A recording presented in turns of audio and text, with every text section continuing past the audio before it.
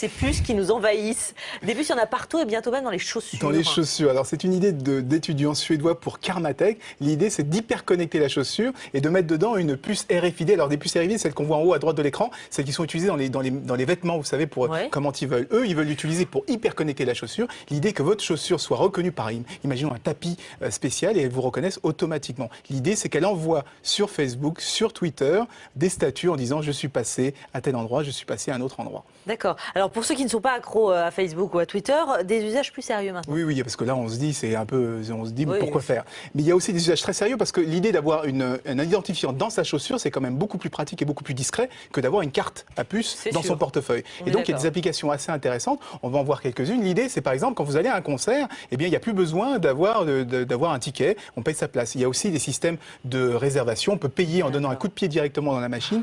L'idée, c'est que de remplacer les cartes mémoire par un appareil, par une puce RFID. Et l'idée aussi, c'est parce que, vous savez, beaucoup de gens s'inquiètent de la vie privée de cette nouvelle génération, mais cette nouvelle génération trouve ça formidable que tous ses copains sachent à n'importe quel moment où on se trouve. Et donc, c'est quand même fait pour les réseaux sociaux et pour envoyer toutes les informations sur Internet. Ça veut dire qu'on ne va pas nous la greffer sous la peau, pas tout de suite. Non, juste dans les chaussures.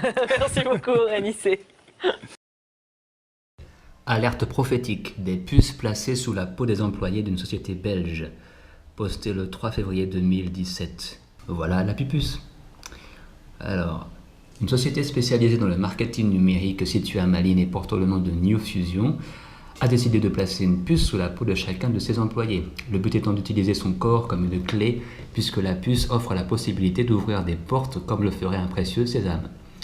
À cet égard, on dénombre déjà 8 travailleurs qui ont reçu la fameuse puce, dont il est question dans cet article. Outre l'ouverture des portes, elle permet également d'accéder à un ordinateur. Ces puces ou microprocesseurs, qui ont la fonction de remplacer les badges des employés, contiennent donc les données personnelles du porteur. Autre caractéristique, elles sont très petites, on évoque la taille d'un grain de riz, et affichent un prix unitaire de 100 €. Ça a baissé puisque c'était à 200 € lors de la journée, comment ils appellent ça ? La journée à Paris où ils ont introduit la puce, je ne sais plus le nom, c'était il y a 2 ans à Paris. Quant à leur localisation, elles sont enfouies sous la peau entre l'index et le pouce. Évolution technologique ou problème éthique. Entre parenthèses, là en ce moment c'est 100 € ou 200 €, bientôt ça va être gratuit et obligatoire. Alors voilà, évolution technologique ou problème éthique. Il faut quand même préciser que si la méthode peut choquer certains, elle n'est utilisée que sur les employés qui ont explicitement donné leur accord. Ouais, c'est ça pour l'instant. Quoi, tu pourras plus travailler si t'en auras, quoi. La grosse arnaque. Genre, ouais, c'est pas obligatoire, on donne l'accord. C'est ça, ouais. Bientôt, vous serez obligé de le faire, comme les vaccins.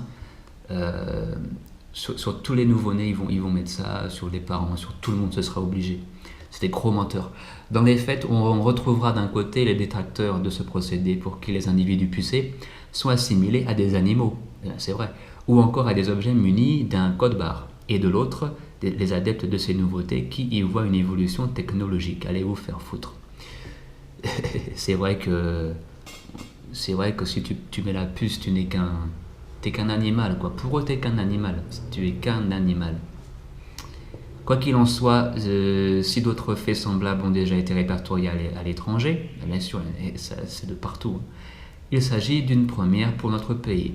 Le mec, il est content, genre, bah, va te faire pucer, Rémi Laguin. Va te faire pucer si ça t'amuse.